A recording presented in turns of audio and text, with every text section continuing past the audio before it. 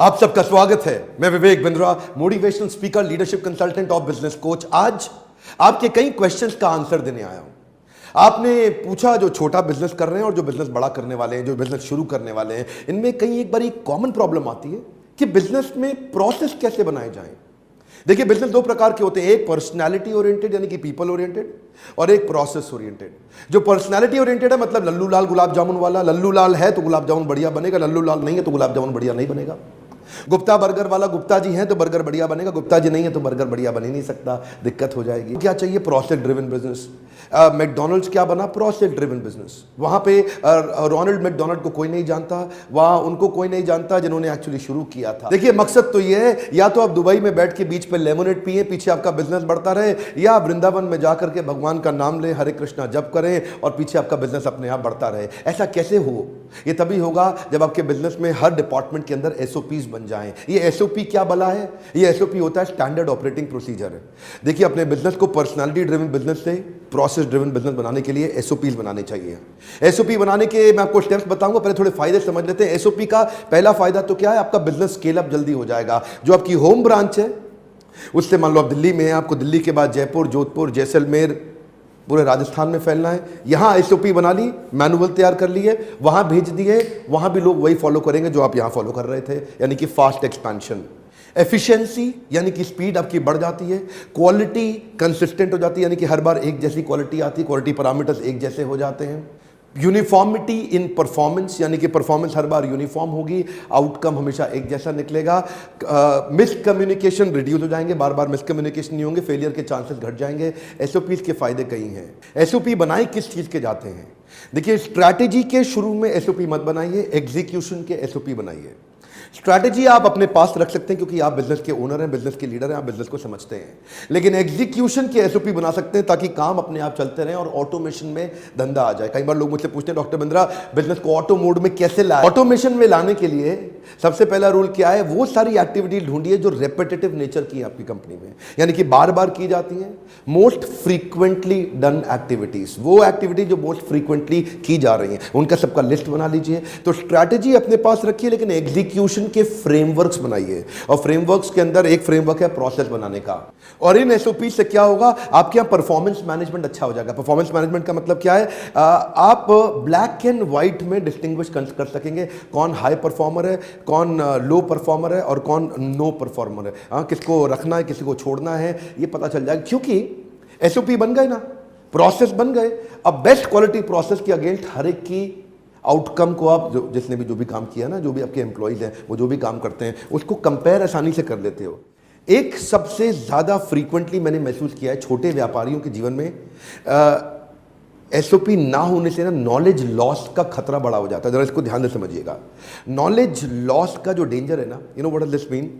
क्योंकि हर एक चीज वेल रिटन मैनुअल में नहीं है, वेल प्रॉपरली फॉर्मेटेड नहीं है, क्योंकि उसका प्रोसेस नहीं बना, तो वो आपके एक्सपर्ट एम्प्लॉय के ब्रेन में है, क्योंकि वो अपनी एक्सपर्टीज के माध्यम से कर रहा था। अब आप उस पर डिपेंडेंट हो गए, ये फिर से पर्सनालिटी डिपेंडेंट हो गया बिजनेस, क्योंकि वही जानता है इसे करना कैसे है। वो मास्टर है, वो सुपर स्पेशलिस्ट है उस काम का, वो एक्सपर्ट है उस काम का, और उसका प्रोसेस बना नहीं।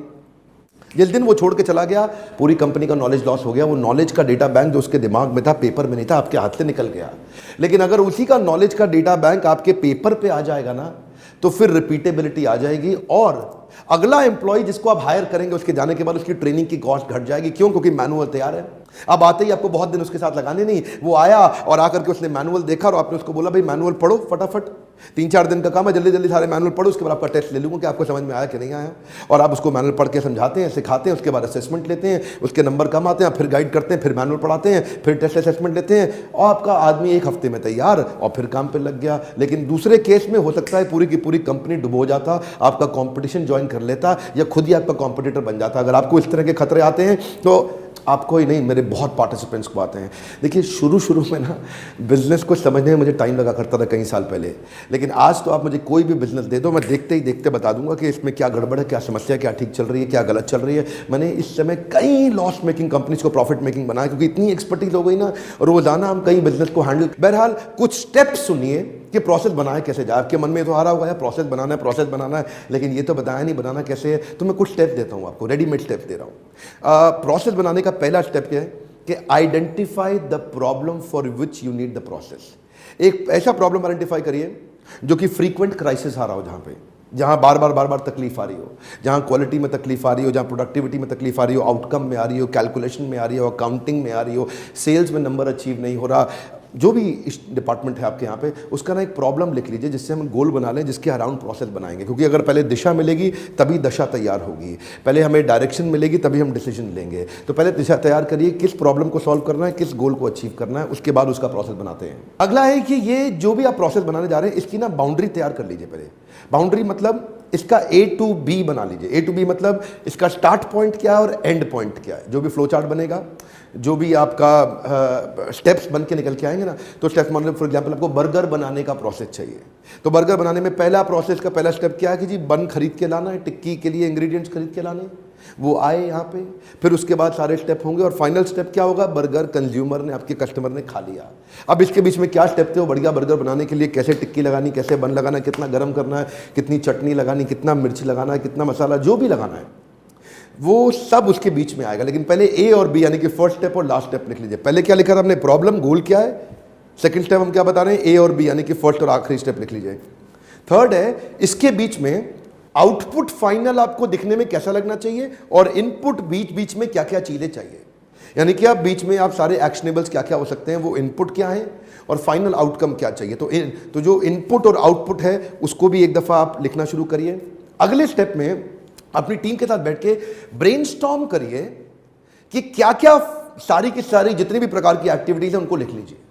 अब इस स्टेप पे सारा ब्रेनस्टॉर्म करना शुरू किया आपने बैठ करके। पहले आपने देखिए, फिर से वापस जाते हैं, पहले आपने क्या किया, पहले आपने गोल बनाया, गोल बनाने के बाद फर्स्ट स्टेप और आखिरी स्टेप का आइडिया लिखा, फर्स्ट स्टेप आखिरी स्टेप के बाद अब बीच के सारे स्टेप्स आपने लिखने शुरू करे कि भाई बर्गर बनाने के लिए क्या क्या करना पड़ सकता है। आपने सारी टीम के साथ बैठ करके लिखना शुरू कर दिया।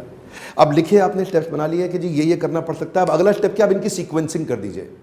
अब सीक्वेंसिंग का मतलब क्या है, 1 के बाद हो सकता है आपने 3 लिखा हो, 5 के बाद हो सकता है 2 लिखा हो, 2 के बाद हो सकता है 9 लिखा हो। सीक्वेंस ठीक बनाइए और सीक्वेंस के अंदर फिर देखिए मैन पावर की जरूरत किस किस की है, कौन कौन इस काम को करेगा। अच्छा, इसमें ना brainstorm around all the best practices.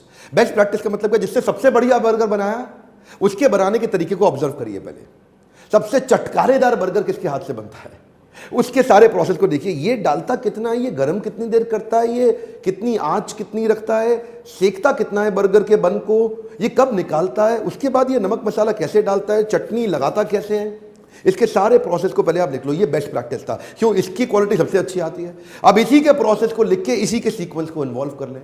अब उसके बाद इस सीक्वेंस में ये भी लिख लें कि कौन सी मैन पावर कहां लगेगी, यानी कि राम का रोल कब आएगा, शाम का कब आएगा, घनश्याम का कब आएगा। तो राम के बाद शाम और शाम के बाद घनश्याम। अगला स्टेप है put process role in a flow chart for integrated review.